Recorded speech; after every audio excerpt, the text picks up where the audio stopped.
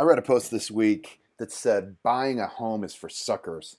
Hey, this is the mortgage, old gangsta of Best Mortgage Salt Lake. Wanted to talk about this because it was a statement that's controversial and it comes from a guy I really respect, Grant Cardone. If you're in sales at all, you should follow this guy. He's a master of selling.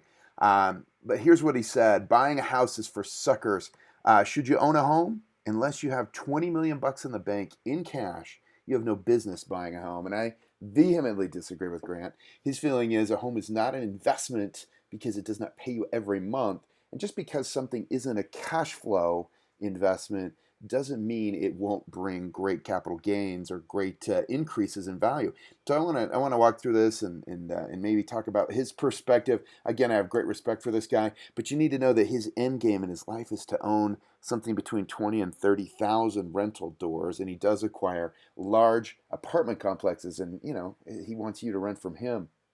And so I would say that renting is an investment either. And so if I'm paying to somebody so I can live somewhere. And so let's talk about harnessing that expense flow going out of your budget and generate something good for you for your long-term savings and investment. And I think this is particularly poignant for the millennials among us. And so this is a piece that we take out of our first-time home buyer seminar, and I'd like to just focus on this little short snippet. This won't be about 5 minutes or so.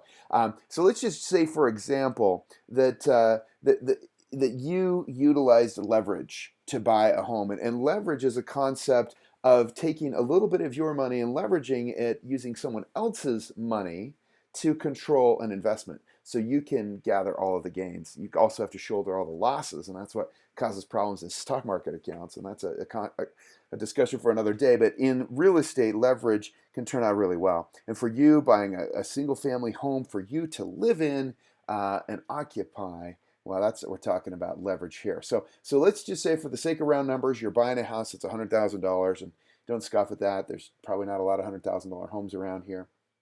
But let's just say you do. And let's say you use a great low money down program like the FHA, government insured, fantastic, 3.5% down. So that could be a gift. So you could actually come into this with zero money in the deal. But let's just make the numbers fair. You were able to accumulate $3,500 and put down as the investment. We're gonna make the seller, as part of your purchase contract, we'll have the seller pay all the other closing costs and expenses that are associated with your mortgage, like title insurance and the appraisal and lender fees, all that stuff.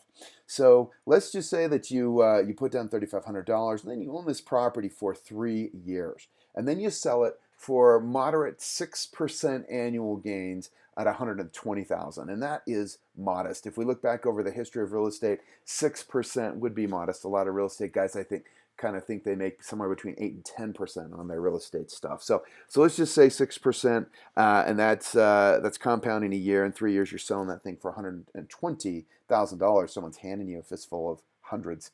So let's look at the numbers. After you pay off your $100,000 mortgage, and it would have decreased a little bit in principal pay down, but keeping the numbers round, 20,000 profit. Let's recoup your $3,500 that seed money that you put in to control that investment.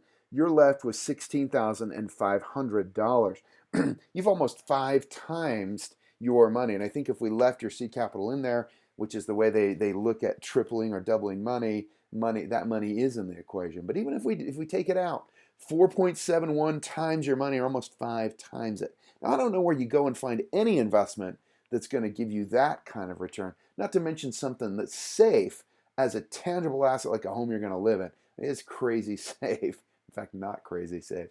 But if we look at that as an annual return, that's 157% return annually.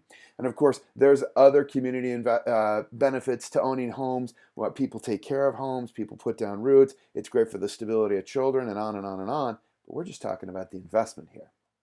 So because it's a primary residence, something that you live in, you can do this every 3 years and have no capital gains. Now, tax treatment could change, and so take a look at what it is currently when you watch this video. You can always check with a tax advisor. I'm not a tax advisor, but man, no capital gains at this point. Not to mention the yearly tax deductions that you get for your mortgage interest. So you go, when you switch to being a homeowner, you go from being a standard deduction guy on your income taxes or gal to being able to itemize and write that off. And mortgage interest is going to be a very, very high percent, 90, 95% or so of your payment is interest that you're going to now be able to tax deduct and put some more money in your pocket to really make this even more of a minimized expense. And we could track all the way through, but that's not for today. That's for another day. But I just want you to look at owning a home as a tremendous investment because you're able to grab that leverage, you're able to live there, harness benefits of that of housing expense that's going out either way. So we'd love to talk some more with you. You can please give us a call if you're interested in talking more or having questions. Our number is 801-528-1003, Best Mortgage Salt Lake. We'll sit down and discuss and help you find the right property, put you in touch with a great realtor. There's only a few out there. But again, an argument for another day. But thanks for your time, and hope your day is great.